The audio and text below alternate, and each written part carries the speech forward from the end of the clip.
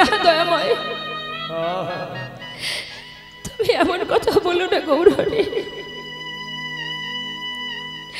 আমি মানছি আমি অপরাধ করেছি,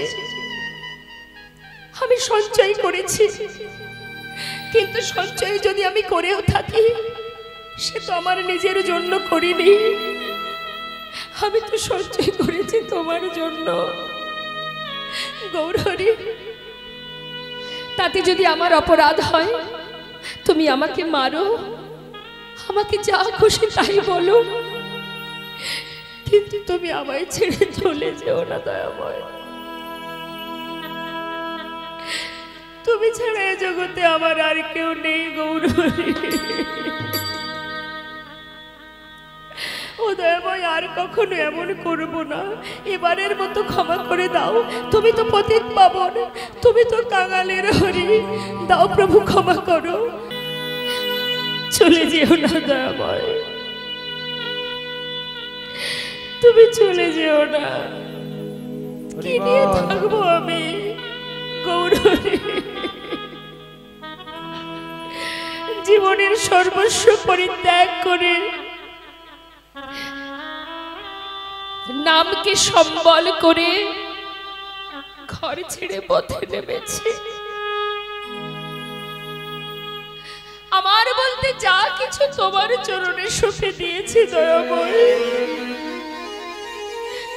আজ তুমি যদি আমায় ছেড়ে চলে যাবে কি নিয়ে বাঁচবো গৌরহরি? একটা হরিতকে সঞ্চয়ের কারণে, তাও তো নিজের জন্য নয় তোমার জন্য করেছি, এর জন্য তুমি আমায় ত্যাগ করে চলে যেও না দয়াময়। আমি তোমায় ছেড়ে বাঁচবো না, কৃপা করো প্রভু, কৃপা করো। হে গৌরহরি, কোনো কথাই শুনছে না বাবা। প্রভু যা মুখে বলেছেন তাই করছেন। সে স্থির করলেন ভক্তের মুখ আর দেখবেন না, সবাইকে ফেলে, গোবিন্দ ঘোষকে ফেলে সবাইকে সাথে করে নিয়ে চলে যাচ্ছে। গোবিন্দ ঘোষ এত সময় ধুলায় গড়াগড়ি দিয়ে কাঁদছিল।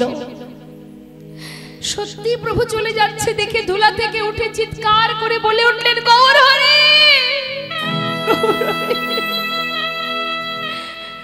একটু দাঁড়াও দয়াময়, একটু দাঁড়াও।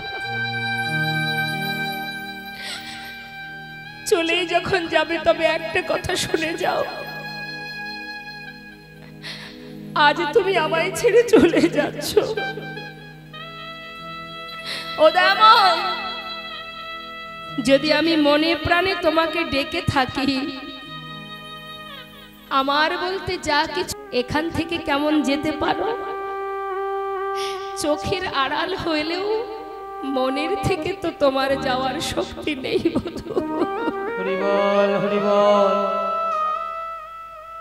গোবিন্দ বলেছিল, রাধে তুমি আমার কাছে কিছু চেয়ে নাও, এত ভালোবাসো তুমি আমায়, আমি তোমায় বর দিতে চাই। দেখুন মা কি বর চাইছেন রাধারানী। বধূ তুমি আমায় বর দেবে? বেশ, তবে যদি বর দিতে চাও এই বর দিয়ে যাও। কি বর? আমাকে আশীর্বাদ করো যে তুমি আমাকে ভুলে গেলেও ভুলে যেতে পারো, কিন্তু আমি যেন কখনো তোমায় ভুলে না যাই। তাই গৌর হরি বল, হরি বল। তুমি আমায় ভালোবাসো বা না বাসো, আমি যেন তোমায় ভালোবাসতে পারি, চেয়েছিলেন প্রেমময়ী রাধারানী। তাই ভক্তি এই রকমই মা, ভালোবাসে যে যাকে ভালোবাসে, দেখবেন তার সুখেই তার সুখ। অর্থাৎ আপনি আপনার সন্তানকে ভালোবাসেন, আপনাকে কোনো কিছু না দিয়ে কোনো ব্যক্তি যদি আপনার সন্তানকে দেয়, আপনি খুশি হবেন না? আমার বাচ্চাকে দিয়েছে, আমাকে না দেখে আমার সন্তানকে দিয়েছে, আপনি তাতেই সন্তুষ্ট। ভক্ত তদ্রূপ, ভক্ত ভগবানের সুখে সুখী। প্রকৃত যে ভক্ত হয় সে ভগবানের সুখেই সুখী হয়। ভগবানের দুঃখে দুঃখী হয়।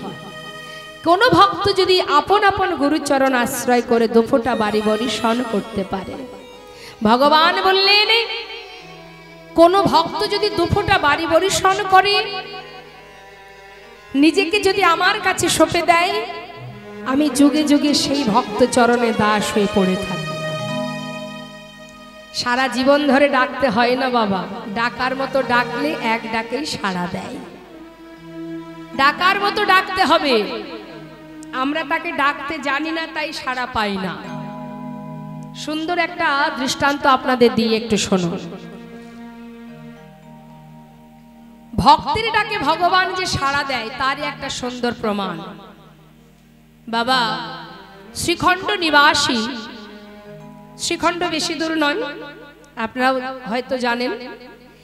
এই শ্রীখণ্ড নিবাসী মুকুন্দ দাসের একমাত্র পুত্র, যার বয়স 12 বছর, যার নাম রঘুনন্দন। এই 12 বছরের ছেলে একদিন দেখছে বাবা গালে হাত দিয়ে কি চিন্তা করছে।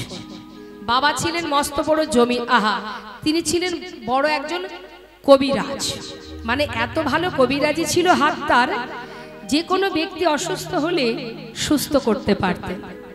এমনকি সেই আমলে যিনি রাজা ছিলেন নবদ্বীপে, নবাব হোসেন শাহ, তিনি তার অসুস্থ শরীর সুস্থ করবার জন্য সবার অলক্ষ্যে লুকিয়ে এই মুকুন্দ দাসের কাছ থেকে সুস্থ হয়েছিলেন।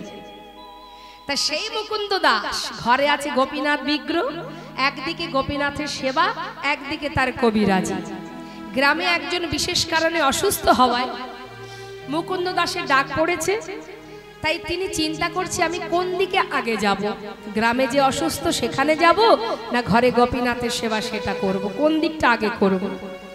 ছোট্ট ছেলে 12 বছরের ছেলে, হরে কৃষ্ণ, হাসি পরে হবে, আগে মন দিয়ে কীর্তনটা শুনে নি। 12 বছরের ছেলে জিজ্ঞাসা করছে, বাবা গালে হাত দিয়ে কি চিন্তা করছো তুমি, কি হয়েছে? মুকুন্দ দাস বলছে আমি বড় চিন্তায় পড়েছি বাবা। কি চিন্তা আমায় বলো? তুই বুঝবি না। কেন বুঝবো না? বুঝিয়ে বললে কেন বুঝবো না, বলো কি হয়েছে। দেখ আমি একা মানুষ, কোন দিকে যাব? দুই দিকে একই সঙ্গে আমার কাজ, একদিকে গ্রামে একজন অসুস্থ, আর একদিকে আমার ঘরে গোপীনাথের সেবা। একই সময়ে দুটো কাজ কি করে করব এটাই চিন্তা করছি। ছোট্ট ছেলে বাবাকে সান্ত্বনা দিচ্ছে, বাবা এর জন্য চিন্তা? আমি যে আছি, আমার কথা তোমার মনে পড়েনি? তুই কি করবি বল, তোর দ্বারা কোনটা সম্ভব? কেন? তোমার ওই গ্রামে যে অসুস্থ তাকে না হয় আমি সুস্থ করতে পারবো না, কিন্তু ঘরে যে গোপীনাথের সেবাটা ওটা তো আমি দিয়ে দিতেই পারি। আজকের সেবাটা আমি দিয়ে দেব। মুকুন্দ দাস মৃদু হাসছে আর বলছে, বাবা তার সেবা বললেই কি আর সেবা দেয়া যায়? ভগবানের সেবার অনেক নিয়ম আছে, অনেক মন্ত্র জানতে হয়, তুমি তো কিচ্ছু জানো না। ছোট্ট ছেলে বললেন, বাবা তোমার মতো মন্ত্রতন্ত্র আমি জানি না ঠিকই, কিন্তু আমি যদি ওকে ভালোবেসে খাওয়াই, ও কি খাবে না বাবা? মুকুন্দ দাস চিন্তা করছে, তাই তো শাস্ত্র বেদ বিধান সবার ঊর্ধ্বে ভক্তি। ভক্তি ভরে কেউ যদি কাউকে সেবা দেয়, তার আবার মন্ত্রের কি বা প্রয়োজন? যাক, ঠিকই তো বলেছিস, আমি তো একথা ভাবিনি। যাক শোন বাবা, রান্নাঘরে সবকিছু গোছানো আছে, একটু কোনো রকমে রান্নাটা করে আজকে তুই ভোগটা দিয়ে দে, আমি যাই, কেমন? ঠিক আছে, তুমি চিন্তা করো না বাবা, চলে যাও। চলে গেলেন মুকুন্দ দাস। যাবার কালে বলে গেলেন, আমার জন্য প্রসাদ রাখিস। ঠিক আছে বাবা। সুন্দর করে রান্না করেছে বাবা, তার যেমন ক্ষমতা। 12 বছরের সন্তান অনেকেরই ঘরে আছে, আপনারা ভালোই জানেন তার কতটুকু জ্ঞান বুদ্ধি হতে পারে। তা সেই 12 বছরের শিশু রান্নাঘরে গিয়ে কোনো রকমে রান্না করেছে, কিন্তু তাতে কি ছিল বাবা? ভক্তি ছিল, ভালোবাসা ছিল, শুদ্ধ প্রেম ছিল। সুন্দর করে রান্না করে পাত্রে সাজিয়ে মন্দিরে ঢুকেছে। মন্দিরে প্রবেশ করে বিগ্রহ গোপীনাথের সামনে সেই পাত্রটা রেখে ডাকছে, গোপীনাথ জানো আজ বাবা ঘরে নেই, বাবা বলল তুমি না তোমাকে খেতে দিতে হবে। আজ আমি রান্না করেছি তোমার জন্য, কোনোদিন করিনি গো, আজই করেছি। তাই যেহেতু বাবাকে কথা দিয়েছি, আজ আমি এসেছি তোমাকে খাওয়াবো বলে। শোনো, আমি কিন্তু অত মন্ত্রতন্ত্র জানি না, আমি তোমায় ডাকছি, তুমি চলে এসো, এসে খেয়ে নাও। আসছে না, সে কি জানে আমি যেমন বাবার এক পুত্র, সেও আমার বাবার সন্তান। ডাকছে, সে তো বাঁশি হাতে করে দাঁড়িয়ে আছে, বারবার ডাকছে, আসছে না। কেন আসছো না তুমি? কি মনে করেছো বাবা আসেনি বলে আসবে না? শোনো গোপীনাথ, তাড়াতাড়ি চলে এসো বলছি, অনেক কষ্ট করে রান্না করেছি। আমার কি কষ্ট হয় না? জীবনে কোনোদিন রান্না করিনি, আজই প্রথম করলাম তোমার জন্য। তুমি যদি না খাও, বাবা যদি শোনে আমি তোমায় খাওয়াতে পারিনি, বাবা যে আমাকে বকবে। এসো না গোপীনাথ, ছোট্ট বালক তো মা আপন মনে ডেকে যাচ্ছে, ও গোপীনাথ এসো, ও গোপীনাথ দাঁড়িয়ে থেকো না, এসো না, খেয়ে যাও, তাড়াতাড়ি এসো। আপনারাও তো সেবা দেন ভগবানের, আসে ভগবান? আসে? আসে না। কেন আসে না? আমরা সেবা দিয়ে এটা চিত্রপট ভেবে, বিগ্রহ ভেবে, তাই আসে না। ডাকতে হবে তো অন্তর থেকে, গোপীনাথ এসো বলছি, আসছে না। আসবে না? এত করে ডাকছি, তুমি আসবে না? শোনো গোপীনাথ, আমি যখন না খাই, বাবা আমাকে লাঠির ভয় দেখিয়ে খাওয়ায়। তুমি যদি ভালো চাও চলে এসো, না হলে না ঘর থেকে বেরিয়ে খুঁজে খুঁজে একটা লাঠি জোগাড় করেছে মা। লাঠি নিয়ে মন্দিরের ভিতরে প্রবেশ করে গোপীনাথের সামনে তুলে ধরেছে, যদি ভালো চাও চলে এসো, না হলে এই লাঠি দিয়ে না আমি তোমাকে মেরে মেরে নিয়ে আসবো। ভগবান আর কি থাকতে পারে পাথরের মধ্যে?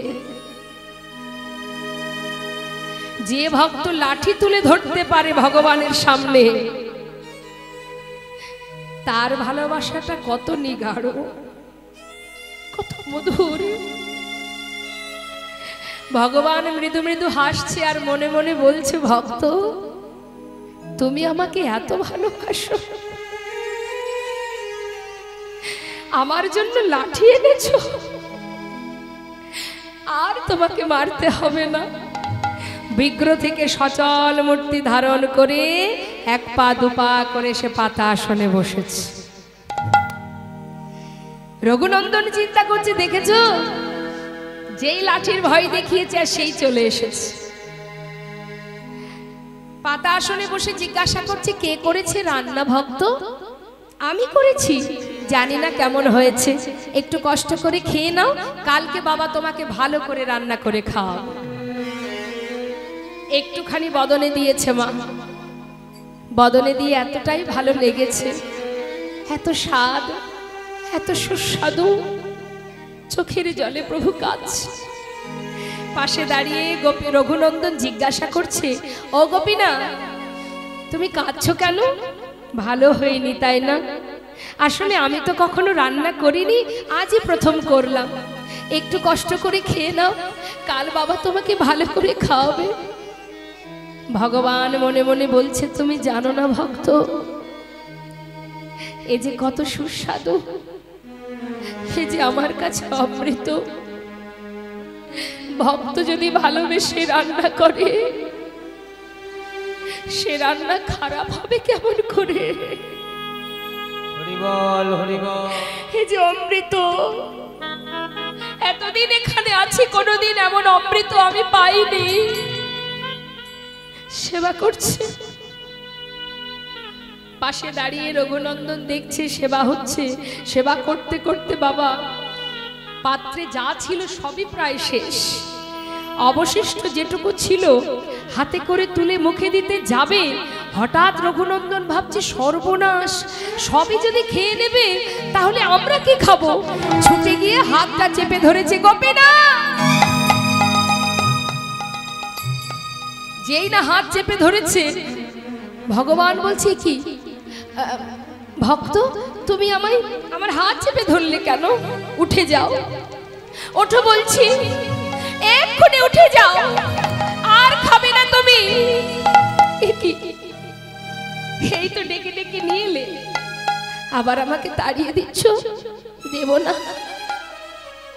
তুমি কি বলো তো, আগে তো আসছিলে না কাছে, খাচ্ছ খাও, তাই বলে সব খেয়ে নেবে? এখনো আমি খাইনি, আমার বাবা খাইনি। বলো গোপীনাথ, আমরা কি খাবো? ও আসলে কি জানো তো, বহুদিন পর ভক্তের হাতে রান্না পেয়ে আমার যে আজ কারোর কথা মনে ছিল না। আচ্ছা ঠিক আছে, আমার হাতে যেটুকু আছে এটুকু আমি তোমার জন্য রেখে দিয়ে গেলাম, তুমি খেও কেমন? ঠিক আছে। ভগবান বিগ্রহে মিলিত হলো। বেশি তো ছিল না মা, যেটুকু ছিল নিজে সেবা করেছে, সেবা করে পাত্র ধুয়ে তুলে রেখেছে। যথাসময় মুকুন্দ দাস ঘরে ফিরেছে, ডাকছে, রঘুনন্দন বাবা। কিরে, সেবাটা ঠিকঠাক দিয়েছিস তো? হ্যাঁ, চিন্তা করো না, যাক আমার বড় কাজটা তুই করেছিস। হ্যাঁ রে বাবা, আমাকে এবার প্রসাদ দে, আমার প্রচন্ড খিদে পেয়েছে। বাবা আজ আর প্রসাদ নেই। কেন নেই? কেন নেই? কোনো ভক্ত এসেছিল বাড়িতে? কেউ আসেনি, তাহলে প্রসাদ কোথায় গেল? কি আর হবে, সবই তো গোপীনাথ খেয়ে নিচ্ছিল। আমি ভাগ্যিস হাতটা চেপে ধরেছিলাম, আমার একটুখানি রেখেছিল, সেটা আমি খেয়ে নিয়েছি। মুকুন্দ দাস চিন্তা করছে, কি করে সম্ভব? এতদিন আমি তাকে সেবা দিচ্ছি, কোনোদিন সে খায় না, আর আজ আমি ঘরে নেই, আজই খেয়ে নিল গোপীনাথ। এটা কি করে সম্ভব? সে কি করে খাবে? সে তো পাথর, কথা বলে না, চলতে জানে না। যার যেমন ভাব তার তো তেমনই লাভ। মনের সন্দেহ মনের মধ্যে রয়ে গেল মুকুন্দ দাসের। চিন্তা করলেন, ছেলে আমার অন্যায় করেছে, অপরাধ করেছে, ওর উপযুক্ত শিক্ষা দিতে হবে। হাতে নাতে প্রমাণ, হাতে নাতে প্রমাণ করবার জন্য এবার তিনি পরের দিন সকাল হতে না হতেই বললেন, রঘুনন্দন বাবা, তুই তো ভালো সেবা দিতে শিখেছিস বাবা, আজও আমাকে গ্রামে যেতে হবে, তাই তুই এক কাজ কর, আজ আর রান্না করতে হবে না। এই যে ঘরে নাড়ু তৈরি করা আছে, গোপীনাথ নাড়ু খেতে ভালোবাসে, তুই ওকে আজকে নাড়ু ভোগ দিয়ে দিস। ঠিক আছে ঠিক আছে বাবা, তুমি চিন্তা করো না। মুকুন্দ দাস কিন্তু বাবা কোথাও যায়নি। কি করেছে মা?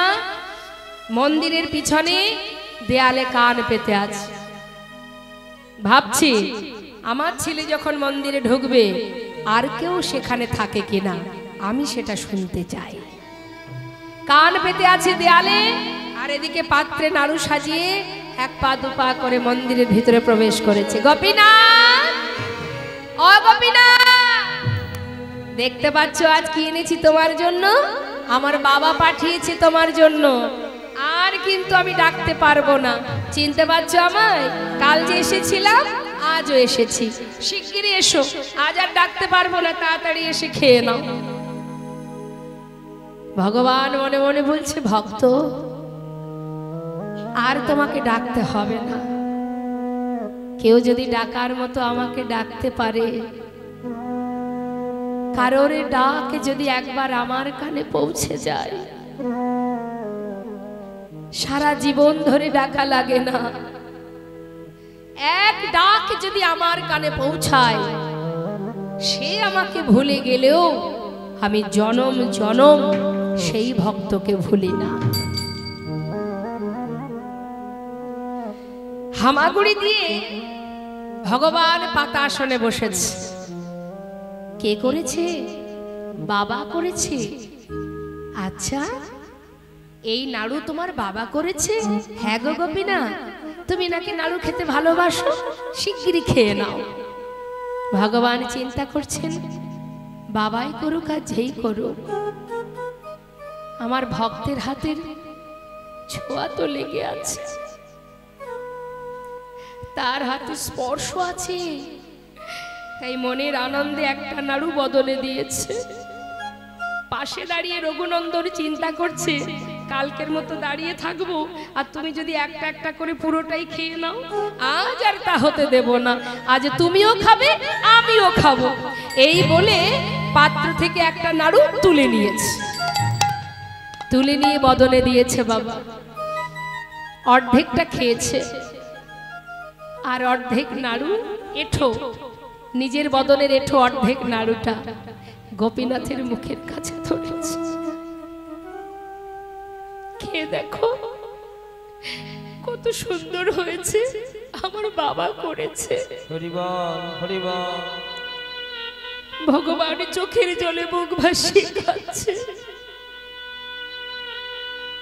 ভক্ত কত ভালোবাসলে নিজের হাতের উচ্ছিষ্ট আমার বদনে দিতে পারো। ভগবানকে কাঁদতে দেখে রঘুনন্দন জিজ্ঞাসা করছে, গোপীনাথ তুমি কাঁদছো কেন? আমার এঁঠো নাড়ু তোমায় দিয়েছি তাই? আসলে কি জানো, আমার খুব ভালো লেগেছে বলেই তোমায় দিচ্ছিলাম। কেঁদো না, আমার উচ্ছিষ্ট আমি তোমাকে আর দেব না। না না, আমি সেজন্য কাঁদছি না ভক্ত।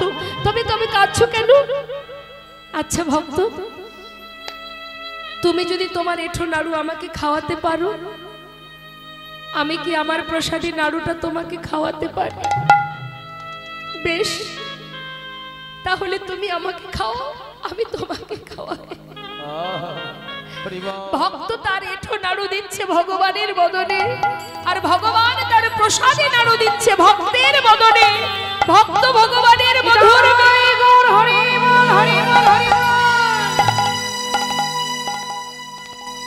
দেয়ালের পিছনে মুকুন্দ দাস হঠাৎ সন্তান ছাড়াও আরো একজনের কণ্ঠ শুনতে পেয়ে মনে মনে চিন্তা করছে, তবে কে এলো মন্দিরে? ছুটে এসে মুষ্টাক হাতে দরজা খুলেছে। খোলা মাত্রই তার আগেই প্রভু অর্ধনাড়ু হাতে নিয়ে বিগ্রেগে মিলিত হলেন। যার হাতে বাঁশি ছিল তার হাতে অর্ধনাড়ু দেখে নিজের ছোট্ট 12 বছরের শিশু রঘুনন্দনকে নিজের বুকের মধ্যে জড়িয়ে ধরেছে। আমায় ক্ষমা করে দে বাবা, ক্ষমা করে দে। এতদিন আমি যার সেবা দিয়ে আজও তার দেখা পেলাম না, আর তুই একদিন এসে নিজ হাতে তাকে খাওয়ালি। তুই আমায় ক্ষমা কর বাবা, আমি তোকে ভুল বুঝেছি। আয় আমার বক্ষে আয়, আমার বুকে আয়।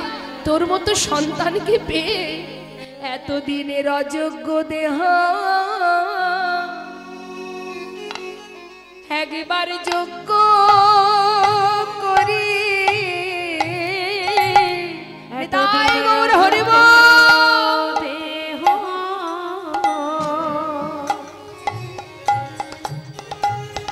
আমি যোগ্য করি। তোর মতো ভক্ত সন্তানে আমি জড়ায়ে ধরে আমার অযোগ্য দেহ আমি যোগ্য করি। তোর মতো ভক্ত সন্তানে হরিব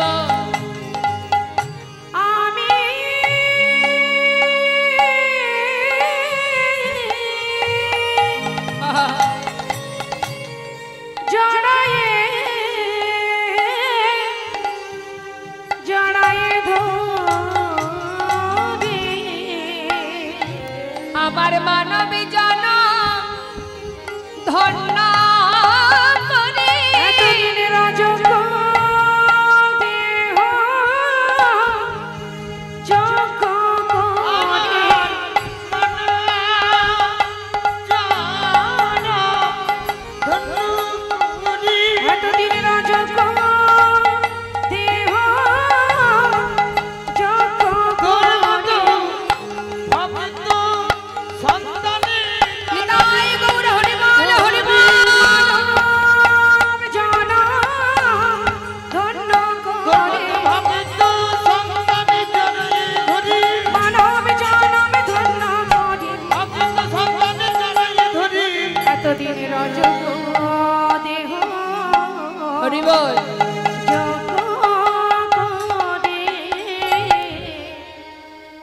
ডাকার মতো ডাকলে মা ভগবানের সাধ্য নেই দূরে থাকার। গোবিন্দ ঘোষ প্রতিজ্ঞা করলেন ফিরে তোমাকে আসতেই হবে। যাও প্রভু, আমি তোমার সঙ্গী হতে চাই না। গৌরহরি তো চলে গেলেন। গোবিন্দ ঘোষ ধুলায় গড়াগড়ি দিয়ে কাঁদছে। পাড়াপড়শি দেখে গোবিন্দ ঘোষকে চিনতে পারলেন। তারা সবাই মিলে তাকে ধরাধরি করে তার নিজের ঘরে পৌঁছে দিলেন। কিন্তু যে জন প্রভুর সঙ্গ পেয়েছে তার কি আর ঘরে মন বসে? এছাড় ঘরে তার আর মন বসছে না। দেখতে দেখতে একদিন, 2 দিন, 3 দিন যেতে যেতে আজ 13 দিন হয়ে গেল। আশা পথে নয়ন দিয়ে প্রভু এলো না। স্থির করলেন গোবিন্দ ঘোষ, যার কেউ নেই তার ভগবান আছে, এটা আমরা সবাই জানি। কিন্তু সেই ভগবানের চরণে যদি আমার জায়গা না হয় তাহলে আর বেঁচে থাকবো কি করে? নিজেকে স্থির করলেন গঙ্গার জলে প্রাণ বিসর্জন করবে। ঘর থেকে বাহির হয়ে যখন গঙ্গার ঘাটে যাচ্ছে সেদিন 13 দিন। এমন সময় প্রভু আমার ছিলেন রামকেলিতে। তিনি কি করলেন? একটা কোষ্ঠী পাথর জলে ভাসিয়ে দিলেন, কালো কোষ্ঠী পাথর। সেই পাথরটা গঙ্গার জলে ভাসতে ভাসতে অগ্রদ্বীপের ঘাটে এসে পৌঁছালো। আর এদিকে গোবিন্দ ঘোষ প্রভুকে স্মরণ করতে করতে জলে নামছে। হরি হে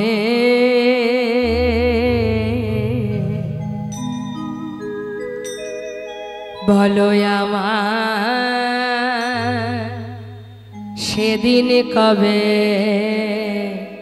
হবে? তোমার আশার আশে আমি আছি বসে।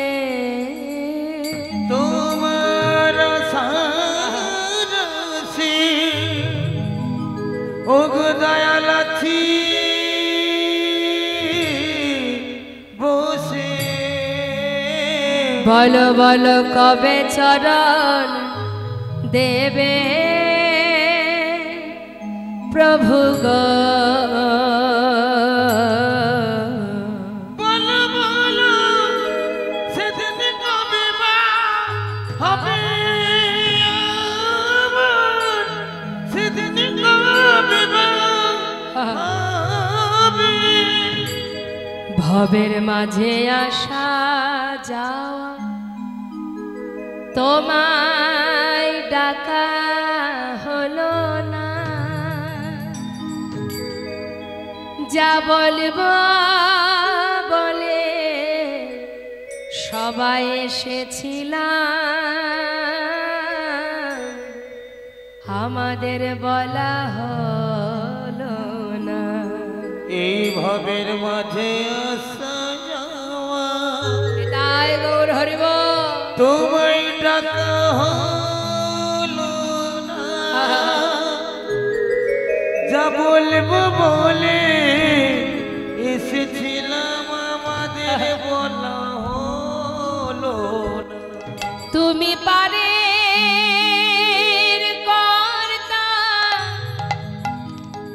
আমি শুনি বার্তা।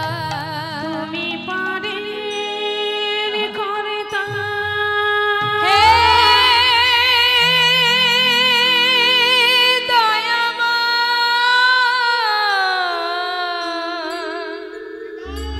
হে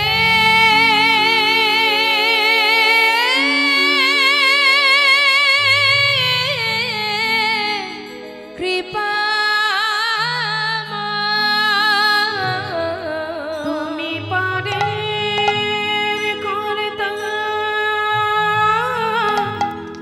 আমি শুনি বার্তা। বলো বলো আমাদের কবে পার করিবে?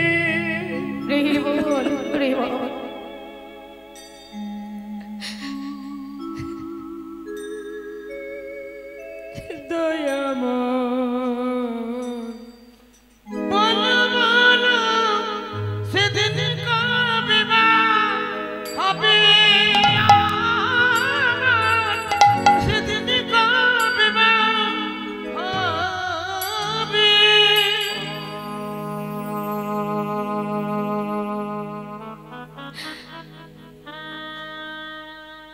ভজন জানি না, সাধন জানি না দয়াময়।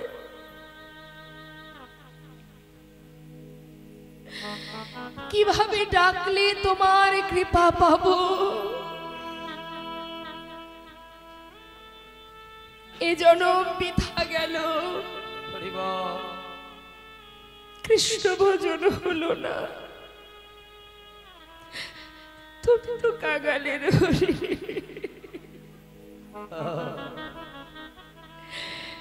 তুমি তো পতিত পাবন, কৃপা করে পার করে নিও দয়াময়। ভব সিন্ধু ভব পারের কান্ডারি তুমি। প্রভুকে স্মরণ করতে করতে জলে নামছে। এ জন্মে হলো না, আবার যদি জন্ম দাও, ভক্তিমতী মায়ের গর্ভে জন্ম দিও। এ জন্মে তোমায় ডাকা হলো না, আবার যেন তোমায় ভালোবাসতে।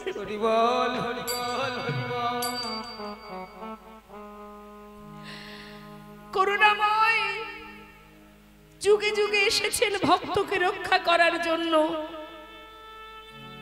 গোবিন্দকে রক্ষা করার জন্য। ওই যে পাথরটা বাবা,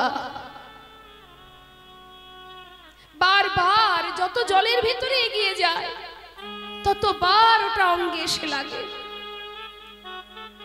চিন্তা করছে কি ব্যাপার, কোথা থেকে এক মরা পোড়ানো কাঠ, সামনেই তো শ্মশান, হয়তো কোনো মরা পোড়ানো কাঠ ভেসে আসছে। বারবার দূরে সরিয়ে দিচ্ছে, আবার সে গায়ে লাগছে। এবার তিনি কি করেছে, হাতে করে নিয়ে তীরে উঠে আবর্জনার মধ্যে ছুঁড়ে ফেলে দিয়েছে। হঠাৎ দৈববাণী, গোবিন্দ কে? ঘরে ফিরে যাও, ফিরে যাও গোবিন্দ, নিজেকে বিসর্জন করো না, ঘরে ফিরে যাও। চারিদিকে তাকিয়ে দেখছে, কাউকে দেখতে পাচ্ছে না, কিন্তু একটা দৈববাণী। আর মরা হলো না বাবা, চলে গেল নিজ ঘরে। 13 দিন পার হয়ে হলো 14 দিন।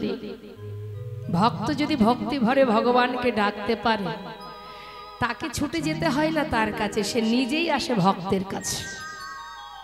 রামকেলি থেকে পুনরায় প্রভু আমার ভক্তগণকে নিয়ে ধীরে ধীরে ধীরে ধীরে অগ্রদ্বীপে এসে আবার পৌঁছালো। দ্বারে এসে দাঁড়ালো, কই গো গোবিন্দ, দরজা খোলো। কে? কে তুমি? গোবিন্দ দরজা খোলো।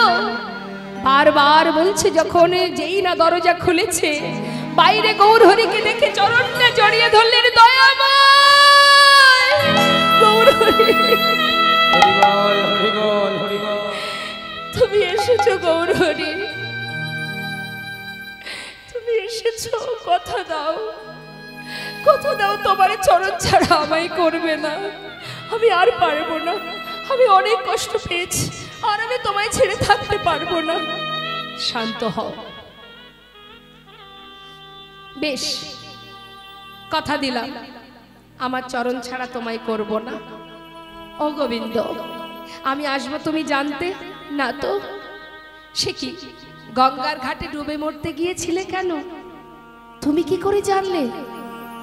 বাহ, আমি জানবো না তো জানবে কি শুনি?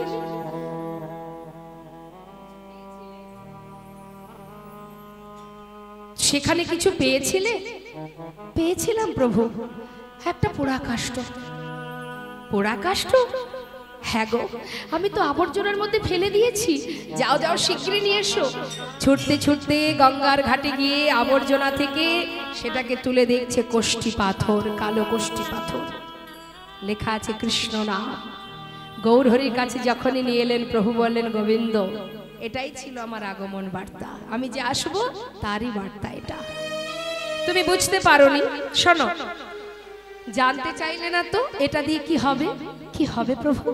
এটা দিয়ে বিগ্রহ তৈরি হবে, আর সেই বিগ্রহ আমি তোমার ঘরে স্থাপন করব, প্রাণ প্রতিষ্ঠা করব আমি, তুমি তার সেবা দেবে। এক ভাস্করে সে বিগ্রহ তৈরি করলেন, প্রভু নিজে হাতে স্থাপন করে নাম দিলেন গোপীনাথ।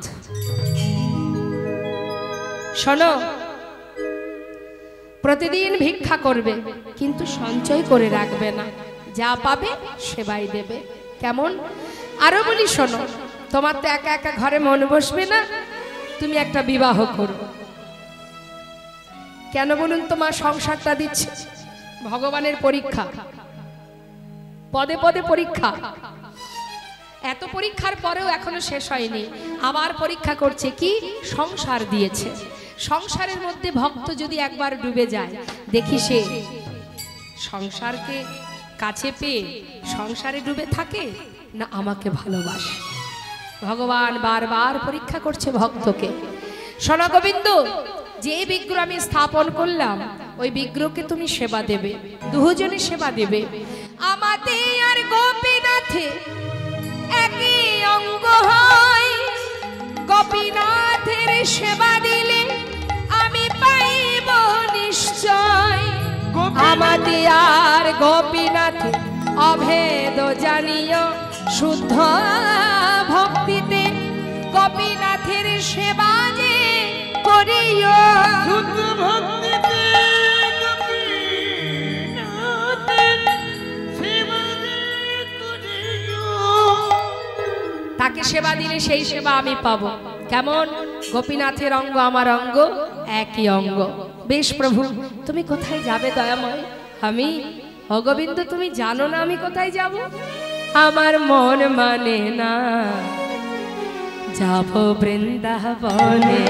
ও গো আমার মন মানে না, আমি যাব বৃন্দাবনে। আমার মন মানে না, যাব বৃন্দাবনে। আমার মনে মানে না, যাব বৃন্দাবনে। ওগো নয়ন ভরে, নয়ন ভরে, দুটি নয়ন ভরে, দুটি নয়ন ভরে, দুটি নয়ন ভরে হেরব সদা। মনে ভরে হেরব সদাই, ওই মদন মোহনে মন মানে নিতাই গৌর হরি বল হরি বল। বৃন্দাবনে।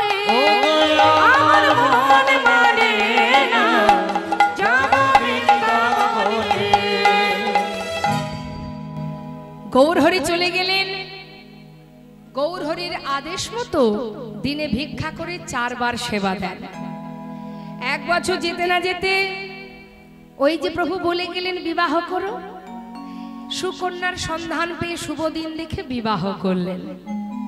বিবাহের পর স্ত্রীকে নিয়ে ঘরে এলো, সেদিন থেকে ভগবানের সেবা একবার কমে গেল। সংসার হয়েছে যে বাবা, ভগবানের প্রতি সময় একটু কমে গেল।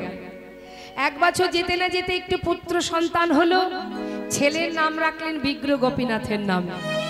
তার নামও গোপীনাথ, ছেলের নামও গোপীনাথ। বললেন তার স্ত্রীকে, মাধবী, শেষের দিনে যদি সব বিস্মরণ হয়ে যায়, নিজের ঔরসজাত সন্তানের নাম তো আর ভুলবো না, তার নামটাও যদি উচ্চারণ করি তবু তো প্রভুর নামটা স্মরণ করা হবে। আর যদি সজ্ঞানে মরি তাহলে তো প্রভুকে ডাকতে ডাকতেই যাব। তাই ছেলের নাম রেখেছে ভগবানের নামে। এটাও আমার পুত্র, ওটাও আমার পুত্র, আমি 2 পুত্রের পিতা। তাহলে একটা হচ্ছে পুত্র গোপীনাথ, আরেকটি হলো বিগ্রহ গোপীনাথ। যেদিন ছেলে ঘরে এলো সেদিন থেকে ভগবানের সেবা আবার একবার কমে গেল। যখন সংসারে কিচ্ছু ছিল না তখন একমাত্র গোবিন্দই ছিলেন, একমাত্র গৌরহরি ছিলেন। আজ সংসার বড় হচ্ছে, ধীরে ধীরে তার দিকে সময় কমে যাচ্ছে। এটা শুধু গোবিন্দ ঘোষ নয়, এটা আমাদেরও হয়। তাই ভগবান যেমন দেন আবার তেমন কেড়েও নেন। কিভাবে কাটছে বাবা? ভক্তকে মায়ার বাঁধনে আবদ্ধ করবেন না বলে তিনি কি করলেন? দেখছে গোবিন্দ দিনে দিনে মোহের মধ্যে ডুবে যাচ্ছে, যেমন মোহ দিয়েছি, মায়া দিয়েছি, তেমন কাটিয়ে নেব একে একে। সবার আগে কাটছে কি? তার স্ত্রীকে। ভিক্ষা করে এসে নিজের স্ত্রীকে ডাকছে, মাধবী, ও মাধবী, যা কিছু ভিক্ষা করেছি 2 ভাগ করো, 1 ভাগ রন্ধন করো, আমি চললাম স্নান করতে, ফিরে এসে গোপীনাথের সেবা দেব। স্নান করে এসে দেখছে ঝোলাটা পড়ে আছে, রান্না হয়নি। মাধবী গেল কোথায়? ডাকতে ডাকতে ঘরের ভিতরে ঢুকে দেখছে বিগ্রহ গোপীনাথের চরণে তার স্ত্রী মাধবী উপুর হয়ে আছে। চিৎকার করে ডাকছে, মাধবী, বলি ও মাধবী, এত বেলা হয়ে গেল, তুমি এখনো গোপীনাথের চরণ ধরে পড়ে আছো? দেখছো না কত বেলা হয়ে গেছে? আরে বাবা, আগে রন্ধন করো, তাকে সেবা দাও, তারপরে যা খুশি বলো। কি হলো, আমার কথা শুনতে পাচ্ছ না? মাধবী সাড়া দেবে কি করে? দেহে তো আর প্রাণ নেই বাবা। সাড়া না পেয়ে ধীরে ধীরে কাছে গিয়ে যেই না অঙ্গ স্পর্শ করেছে, হঠাৎ দেখছে মাধবী রসার দেহ। চিৎকার করে উঠেছে, গোপীনাথ, গোপীনাথ, হরি বল, হরি বল। হে তুমি কি করলে গোপীনাথ? আমার মাধবীকে কেন কেড়ে নিলে? কি অপরাধ করেছিল বলো? কেন কেড়ে নিলে তুমি? কেন মাধবীকে কেড়ে নিলে? কোলের মধ্যে স্ত্রীকে নিয়ে চিৎকার করে কাঁদছে। চিৎকার শুনে পাড়ার লোক ছুটে এলো, দেখছে মাধবী তার স্বামীর কোলে, তার অসার দেহ। তাই না দেখে পাড়াপড়শি কি করলেন? গোবিন্দ ঘোষের মাথায় হাত দিয়ে সান্ত্বনা দিলেন, শান্ত হও গোবিন্দ, এমন করে কেঁদো না, তোমার যদি হতো সে তোমায় ছেড়ে যেত না, এ তো তোমার নয়, যিনি দিয়েছিলেন তিনিই নিয়েছে, কেঁদো না। তোমার একটি সন্তান আছে, তাকে নিয়ে সংসারে সুখে থেকো, এমন করে কেঁদো না গোবিন্দ, শান্ত হও। পাড়াপড়শির সান্ত্বনা পেয়ে নিজে হাতে তার স্ত্রী শেষকৃত্য করলেন, আর কিচ্ছু বললেন না বাবা। প্রতিদিন ভিক্ষা করে নিজের সন্তানকে আর ভগবানকে সেবা দেয়। দিতে দিতে একটা সময় এমন একটা অপরাধ হয়ে গেল, নিজের ছেলের জন্য যে সেবার বস্তু ভুল করে বিগ্রহ গোপীনাথকে দিল, আর বিগ্রহ গোপীনাথের জন্য সেবার বস্তু যেটা ভুল করে নিজের পুত্র গোপীনাথকে দিল। প্রভু দেখলেন যে মায়ার বাঁধনটি আছে, এটাও আমাকে কাটিয়ে নিতে হবে। ভক্তকে মায়ার বাঁধনে আবদ্ধ করা যাবে না, সেবা অপরাধী হচ্ছে ভক্ত, তাই এই বাঁধনটাও আমাকে কাটিয়ে নিতে হবে। দেখতে দেখতে সন্তানের বয়স হলো 5 বছর। 5 বছরের যে শিশু অনেকেরই ঘরে আছে, সে তার মা বাবাকে চিনতে শেখে। প্রতিদিন সন্ধ্যাবেলা বাবা ভিক্ষা করে ফিরে আসার পর বাবার কোলে বসে জিজ্ঞাসা করে, বাবা, ও বাবা, সকলেরই তো মা আছে, আমার মা কোথায়? বলো না বাবা। আমার বন্ধুরা যখন আমার সঙ্গে খেলা করে, সন্ধ্যা হবার সাথে সাথে তাদের মায়েরা সন্তানকে কোলে করে ঘরে নিয়ে যায়, কিন্তু আমি তো একা পায়ে হেঁটে ঘরে আসি, আমার মা তো কোনোদিন আমাকে নিতে যায় না। বাবা, আমার মা কোথায়? সকলেরই তো মা আছে, আমার মা কোথায়? কি উত্তর দেবে বাবা? সন্তানকে কোলের মধ্যে চেপে ধরে বলে, আমি তো আছি, ওরে আমি তোর মা, আমি তোর বাবা। কিন্তু সন্তানের প্রশ্নের উত্তর তো এটা নয়, বাবা আমার মা কোথায়? তুমি তো আমার বাবা, আমার মা কোথায়? একই প্রশ্ন প্রতিদিন সহ্য করতে না পেরে হঠাৎ বলে উঠলেন, মায়ের কথা জানতে চাস? তবে মন্দিরে যা, মন্দিরে যে দাঁড়িয়ে আছে ওর কাছে গিয়ে জিজ্ঞাসা কর তোর মা কোথায়। ছোট্ট 5 বছরের শিশু বাবার কথাটা বিশ্বাস করে ধীরে ধীরে মন্দিরে প্রবেশ করেছে। সেই সময় বাবা তিনি গেছেন গঙ্গা স্নানে। এদিকে ছোট্ট সন্তান 5 বছরের ছোট্ট গোপীনাথ বিগ্রহ গোপীনাথের সামনে বসে জিজ্ঞাসা করছে, গোপীনাথ, আমার বাবা বলল তুমি নাকি জানো আমার মা কোথায়, বলো না, বলে দা।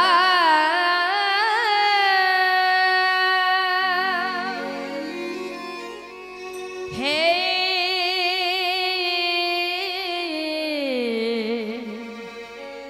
গোপীনাথ,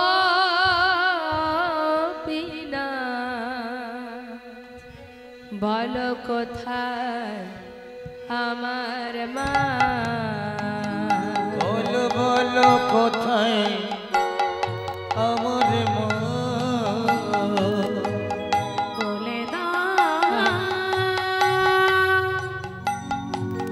হে গোপীনাথ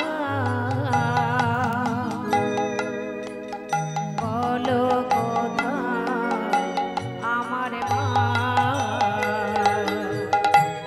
হারিয়ে গেছে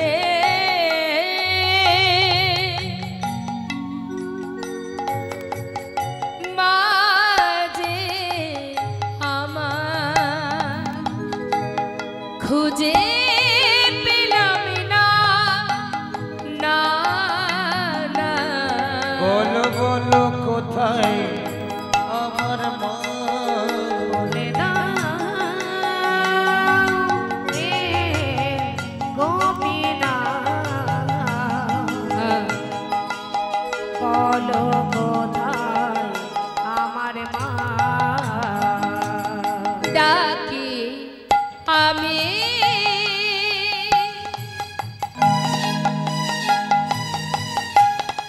মা মা বলে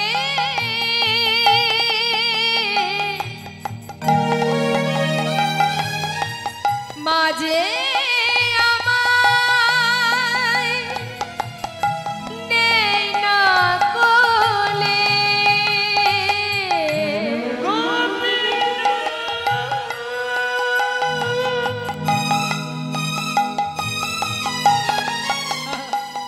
তুমি আমায় বলে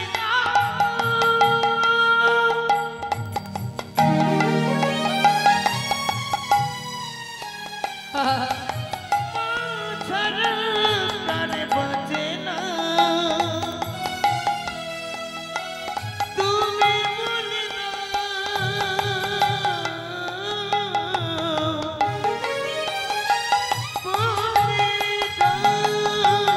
ডাকি আমি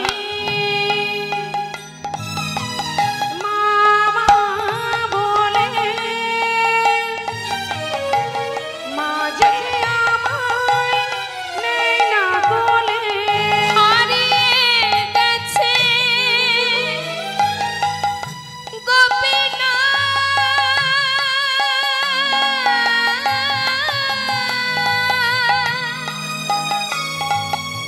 হে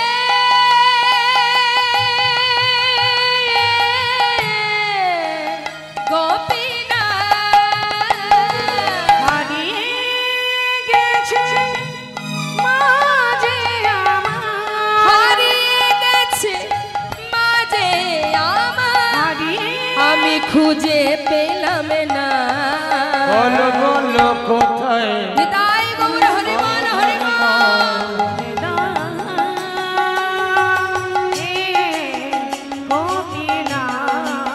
বলো বলো কোথায় আমার মা বলো কোথায় আমার মা বলো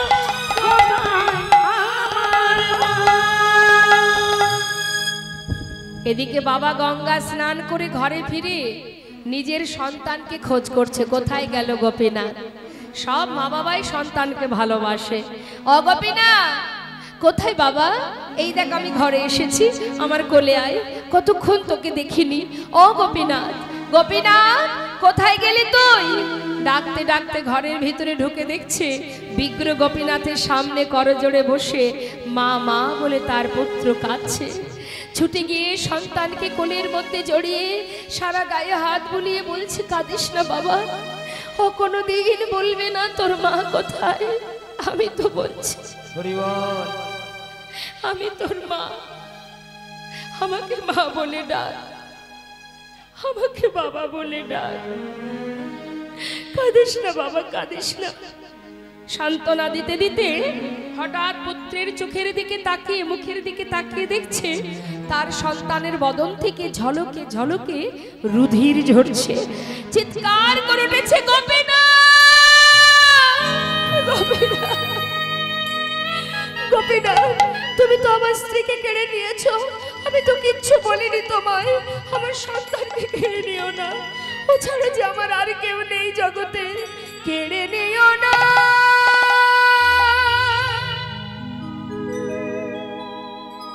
প্রভু গো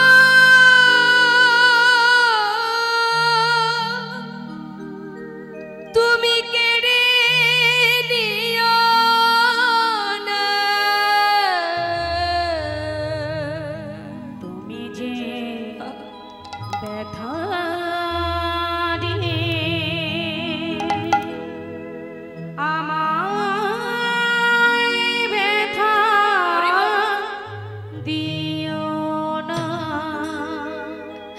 গোপীনাথ, আমি তো বলিনি তুমি আমার সন্তান দাও, আমি তো বলিনি আমার স্ত্রী দাও, সংসার দাও, আমি তো কিচ্ছু চাইনি তোমার কাছে, তুমি তো দিয়েছিলে। তবে বলো, দিলেই যখন তবে কেন কেড়ে নিতে চাইছো? দিলে যখন পুত্র মারে তবে কেড়ে কেন নিতে চাও?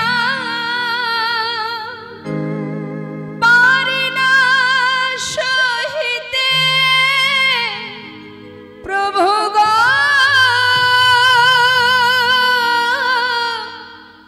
তুমি কেন এত দুঃখ দাও? দিলে যদি পুত্র মরে তবে কেড়ে কেন নিতে চাও? পারি না সহিতে প্রভু গো কেন এত দুঃখ দাও? যে বিষম বেদনা আমি সহিতে পারি না, দয়াময় যে বিষম বেদনা আমি আর সহিতে পারি না প্রভু গো। হরি বল, হরি বল। সহিতে পারি না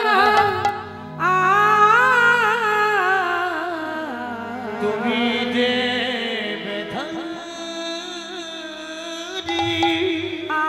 আমায় ব্যথা দিও না। একমাত্র সন্তান বাবা, পিতার কোলে পুত্র প্রাণ হারালো, নিজে হাতে সন্তানকে নিয়ে গঙ্গার পাড়ে মাটি খুঁড়ে সমাধি দিল পুত্রের। গঙ্গা থেকে স্নান করে শূন্য হাতে ঘরে ফিরে বিগ্র গোপীনাথের সামনে দাঁড়িয়ে বলে উঠলেন, গোপীনাথ কি করে পারলে তুমি? এত নিষ্ঠুর কি করে হলে? আমি তো তোমার কাছে কিচ্ছু চাইনি, তুমি তো দিয়েছিলে, তবে দিলেই যখন কেড়ে কেন নিলে গোপীনাথ? আর কি নিয়ে বাঁচবো আমি? বাবা বলে ডাকবার সন্তানটুকু রাখলে না, আর আমি বাঁচতে চাই না। একদিনে দুদিনে 3 দিন হয়ে যায়, সেবা দেয় না ভগবানের, নিজেও কিছু খায় না, শুধু মাটিতে গড়াগড়ি দিয়ে কাঁদে আর নিজের পুত্রকে ডাকে, কোথায় তুই, কোথায় গেলি তুই? একবার ফিরে আয়। হরি বল। ওরে ও গোপীনাথ, একবার ফিরে এসে বাবা বলে ডাক। দেখতে দেখতে 4 দিন হলো মা, ভগবানেরও সেবা হয় না, নিজেও সেবা করে না, পাগলের মতো শুধু ধুলায় গড়াগড়ি দিয়ে কাঁদে আর নিজের পুত্রকে ডাকে। ভগবান ঘরে, তারই ঘরে বিগ্র গোপীনাথ পুত্র সেজে ভক্তের কান্না সইতে না পেরে 1 পা 2 পা করে এবার আসছে। পুত্র রূপে গোবিন্দ ঘোষের কাছে এসে ডাকছে, বাবা, বাবা। কে? আমি গো, তোমার পুত্র। আমার পুত্র? আমার পুত্র তো কবেই মারা গেছে। তুমি কে? আমি তোমায় চিনি না, আমি তো আর কারোর বাবা নই। কে তুমি? চলে যাও, আমি তোমায় চিনি না। বাবা, একদিন তুমি নিজেই বলেছিলে তুমি দুই পুত্রের পিতা। কারোর দুটো সন্তানের মধ্যে যদি একটি মারা যায়, তবে কি বাবা আর একটি সন্তানকে না খাইয়ে রাখে? হরিবল হরিবল। আজ 4 দিন হলো তুমি কিচ্ছু খেতে দাওনি। আমি যে আর পারছি না, কিছু খেতে দাও বাবা। ও, তুমি এসেছো? তুমি আমাকে বাবা বলে ডাকলে? তুমি জানো জগতে প্রত্যেকটি মাতা পিতা কেন একটি পুত্র সন্তান চায়? শেষের দিনে মাতা পিতার শেষকৃত্য করবার জন্য। সেটুকু তো তুমি কেড়ে নিয়েছো। আমার বলতে তো আর কেউ নেই। আজ তুমি আমায় বাবা বলে ডাকলে, পারবে তুমি শেষের দিনে আমার শেষকৃত্য করতে? পারবো বাবা, পারবো। কি করে পারবে? তুমি তো সোনার সিংহাসনে বসে থাকো, তুমি পারবে না। বাবা, আমি তোমার অঙ্গ স্পর্শ করে কথা দিচ্ছি, পৃথিবীতে যতদিন চন্দ্র সূর্যের উদয় হবে, ততদিনই আমি তোমার শেষকৃত্য করে যাব। হরিবল হরিবল। তুমি পারবে আমার জন্য কাছা নিতে? পারবো। পারবে আমার জন্য 1 মাস অবধি স্বর্ণ খেতে? পারবো বাবা। আমার জন্য পিণ্ড দিতে পারবো।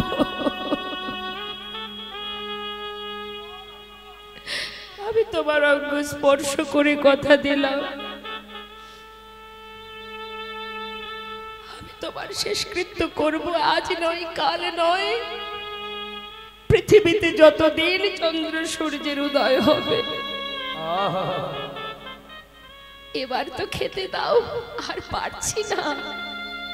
কয়েক বাড়ি থেকে ভিক্ষা করে এনে সেবা দিয়েছে। এইভাবে কিছুদিন চলে গেল মা। বেশ কিছুদিন পর গোবিন্দ ঘোষ আর চলাফেরা করতে পারে না, শয্যাশায়ী হলেন।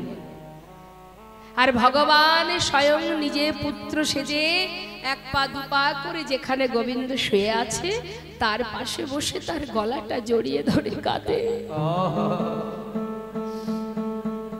ভগবানও কাঁদে, ভক্ত কাঁদে। হরিবল হরিবল। বাবা, কষ্ট হচ্ছে তোমার? না রে, কষ্ট কেন হবে? আমার যে বিদায়ের সময় হলো। প্রত্যেকের জীবনে অন্তিম সময় আসবে, সবাইকে একদিন যেতে হবে। অন্তিম সময় যখন আসে তখন যে এমনই হয়। কাঁদিস না, তুই কাঁদছিস কেন? আজ আর মনে নেই ভগবান পুত্র সেজে পাশে বসে আছে। অন্তিম মুহূর্তে বিস্মরণ হয়ে গেছে, কিছুই স্মরণে আসছে না। ভেবেছে নিজের ঔরসজাত সন্তান গোপীনাথ। বলো বাবা, আমাকে একটু চরণামৃত এনে দে না। দেব। সচরণামৃত পান করালেন। ও গোপীনাথ, বলো বাবা, আমার শিওরের পাশে 1 জোড়া করতাল আছে, যাবার আগে আমাকে একটু নাম শোনাবে বাবা। হরি বল, হরি বল। শোনাবো। করতাল হাতে নিয়ে প্রভু পুত্র সেজে ভক্তের চারিপাশে ঘুরে ঘুরে চোখের জলে বুক ভাসিয়ে কাঁদছে আর হরি নাম গাইছে। হরে কৃষ্ণ হরে কৃষ্ণ কৃষ্ণ কৃষ্ণ হরে হরে হরে রাম হরে রাম হরে হরে হরে কৃষ্ণ হরে কৃষ্ণ কৃষ্ণ কৃষ্ণ হরে হরে হরে রাম হরে রাম রাম রাম হরে হরে হরে কৃষ্ণ কৃষ্ণ কৃষ্ণ কৃষ্ণ হরে হরে হরে রাম রাম রাম হরে হরে হরে কৃষ্ণ নিতাই গৌর হরি বল হরি বল। কৃষ্ণ কৃষ্ণ হরে হরে হরে রাম রাম রাম হরে হরে হরে কৃষ্ণ কৃষ্ণ কৃষ্ণ হরে হরে হরে রাম রাম হরে হরে নেতায় গৌর হরি বল। আসল বাড়ি তো গোবিন্দের চরণে, কি তাই না? আসল ঠিকানা কোথায় জানেন? আমাদের ঠিকানা কোথায়? তুম কাহা সে আয়ে হো আর যাওগি কাহা, ইতনা দিল বিচারে না ব্যাস হয়ে গয়া ভজন। একবার নিজেকে জিজ্ঞাসা করো, তুমি কোথা থেকে এসেছো, কোথায় যাবে? তবেই তো বুঝতে পারবে যে কি তোমার করণীয়, তুমি কি করছো। যেখানেই যাই করো না কেন, এই সংসারের পিছনে যতটাই যাই করো না কেন, যেখান থেকে আসা সেখানেই ফেরা। ফিরতে আমাদের সবাইকে হবে, কিছুই নিয়ে যেতে পারবো না, নিয়ে যাব শুধু কর্ম অনুযায়ী ফল। দেখবেন অনেকে বলে খালি হাতে এসেছো, খালি হাতে যাবে। না না বাবা, খালি হাতে আসিওনি, খালি হাতে কেউ যাব না। ইহ জগতের কোনো কিছু নিয়ে যেতে পারবো না, কিন্তু আমার কর্মের ফলটা তো আমাকে নিয়ে যেতে হবে। সুকর্ম করলে সুফল পাবে, কুকর্ম করলে কুফল পাবে। ফলের বোঝাটা কাঁধে করে নিয়ে যেতে হবে। তাই খালি হাতে কেউ যাব না, ফিরতে হবে গন্তব্যস্থলে। আমাদের জীবনটাও তাই বাবা, যেখান থেকে আসা সেখানেই ফেরা। মানে সিনেমা হলে সিনেমা দেখেছেন তো, আগেকার সময় যে সিনেমা হলে সবাই সিনেমা দেখতে যেত, হল ঘরে প্রবেশ করা মাত্রই যে পর্দাতে সিনেমাটা দেখা হয় মা, তার রংটা কি থাকে? সাদা।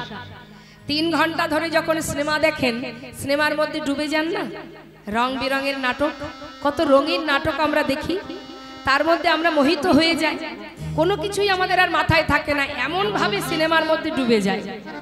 আচ্ছা বলুন দেখি, 3 ঘন্টা পর ওই পর্দাটা কি রঙিন হয়ে যায়? আবার সেই সাদাই হয়ে যায়। নেতাই গৌর হরি বল হরি বল।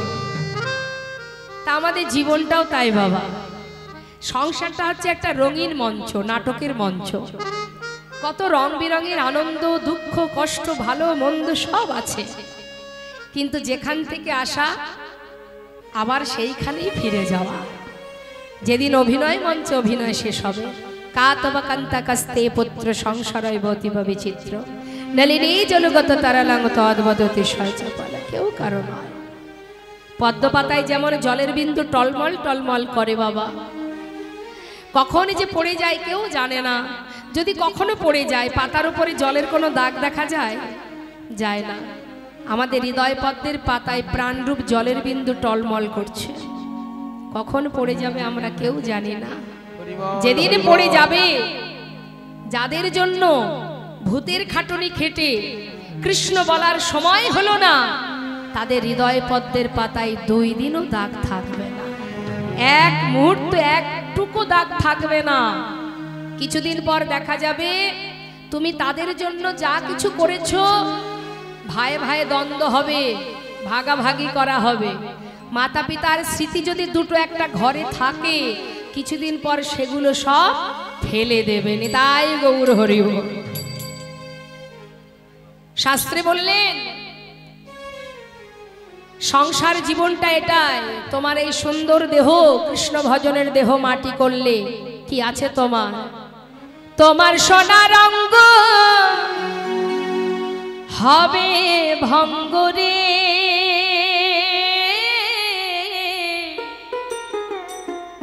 যেদিন পুড়ে হবে ছাই নীল আকাশে যাবি উড়ে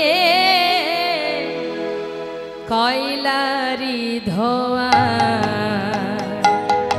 সেদিন নীল আকাশে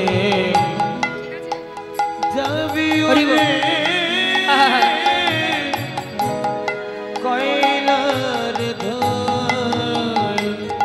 তোমার সোনা অঙ্গ হবে ভঙ্গরে,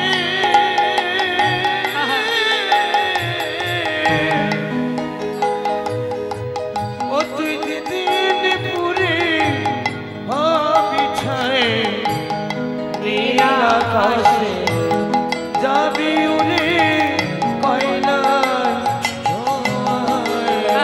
যেদিন নীল আকাশে যাবি মিশে কয়লার ধোঁয়া। শোনো, জ্বালবে আগুন খুঁচে খুঁচে, আবার মারবে বাড়ি হাড়ের গেঠে রে। জ্বালবে আগুন খুঁজে খুঁজে, আবার মারবে বাড়ি হাড়ের গেঠে রে। চাওড়া যাবে ফেটে রে, সেদিন পিঠে যাবে ফেটে গো। বাবা, দেহে প্রাণ থাকতে আপনার অর্থ আছে, আপনার ভালোবাসা আছে, আপনার যত্ন আছে। কিছু একটু যদি আমাদের একটু আঘাত লাগে, কেটে যায়, কত মানুষ আসে আমাদেরকে সেবা যত্ন করার জন্য। যেদিন তুমি চিতায় সেজে যাবে, সেদিন আঘাত করবে তোমার অঙ্গে। বৈষ্ণব মহাজন বললেন, সেদিন পিঠের চামড়া যাবে ফেটে গো, সেদিন হাত বুলাবে কে আর গায়। নিতাই গৌর হরি বল। যাবি উড়ে কয়লারি ধোঁয়ায়। সেদিন আকাশে যাবে উড়ে কয়লার ধোঁয়া। স্ত্রী পুত্র পুকুর ঘাটে স্নান করিয়া ফিরবে ঘরে গো। তোমার স্ত্রী পুত্র হরি বল। ওই দেখ পুকুর ঘাটে স্নান করিয়া ফিরবে ঘরে গো। তারা দুদিন পরে ভুলে যাবে গো। তারা দুদিন পরে ভুলে যাবে গো। এই বিশাল দুনিয়ায় নীল আকাশে যাবি মিশে কয়লারি ধোঁয়া। যেদিন নীল আকাশে যাবে উড়ে নিতাই গৌর হরি বল, হরি বল। যেদিন নীল আকাশে যাবে উড়ে কয়লার ধোঁয়ায়। তাই এখনো সময় আছে, কে তোমার আপন কে পর সেটা একবার বিচার করো। শ্রীমতী রাধারানী আয়ানের ঘরণী হয়ে রন্ধন করেছেন, কর্ম করেছেন, সবই করেছেন, কিন্তু তার মন কোথায় থাকতো? গোবিন্দের কাছে। ঠিক তদ্রূপ তুমি তোমার দায়িত্ব পালন করো, অর্থ উপার্জন করো, ছেলে মেয়ের ভবিষ্যৎ তৈরি করো, এটা তোমার দায়িত্ব শুধুমাত্র। কিন্তু তুমি মনটা দিয়ে দাও গোবিন্দ চরণে। নিতাই গৌর হরি বল, হরি বল। যদি তোমার মনে তার চরণে থাকে তাহলে তোমার জীবনে দুঃখটা দুঃখ নয়, এটা মাথায় রাখবে। যাই হয়ে যাক জীবনে, প্রভু তোমার চরণে নিজেকে সঁপে দিয়েছি, তুমি যেভাবে রাখবে আমি তাতেই সুখী। আজ ভক্ত বলে উঠলেন, হে প্রভু,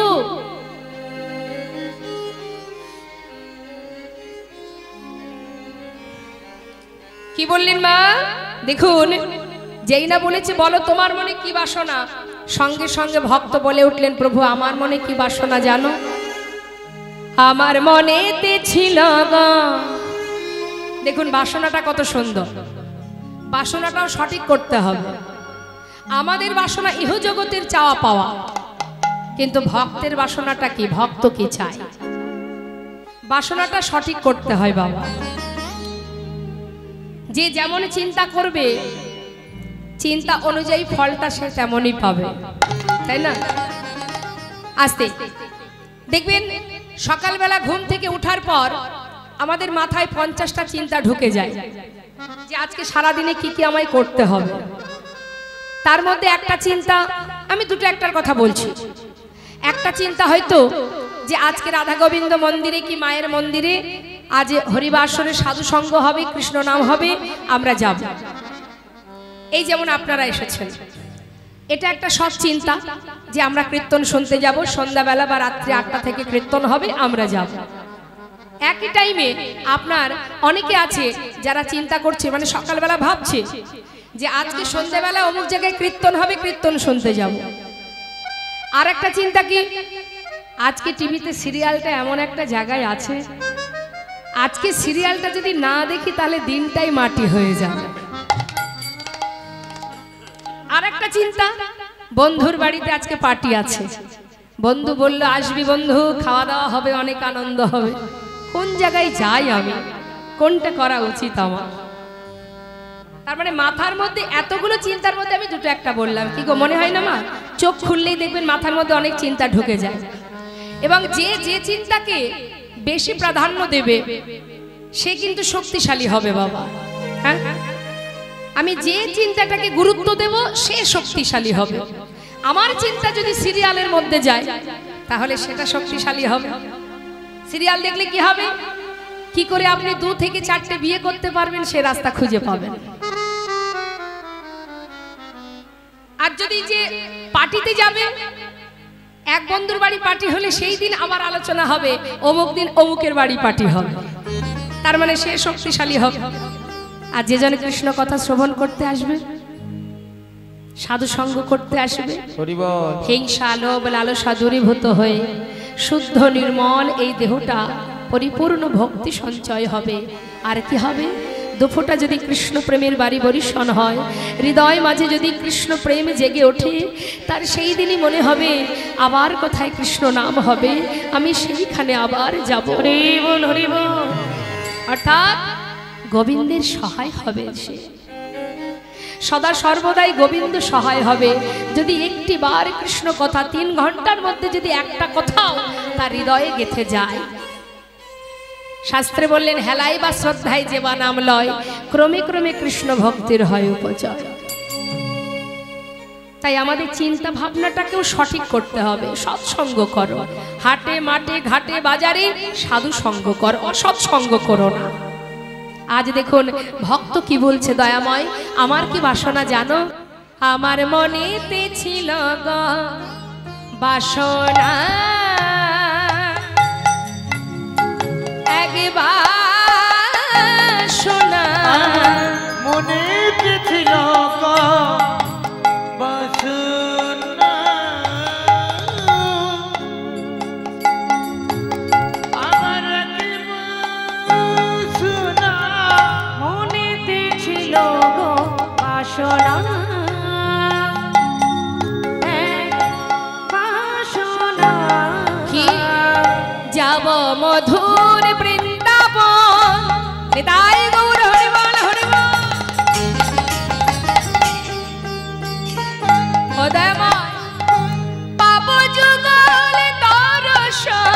যাব মধুর বৃন্দাবন।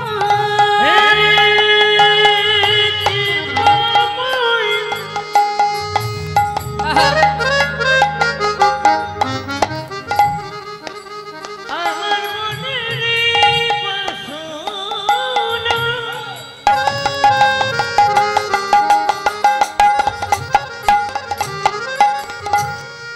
আমি যাব মধু হরি বল।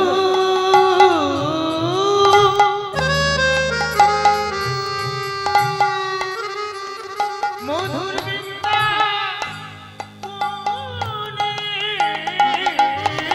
যাব মধুর বৃন্দাবন। পাবো যুগল দর্শন, নানা সে বাসনায় আমার পুরিল না।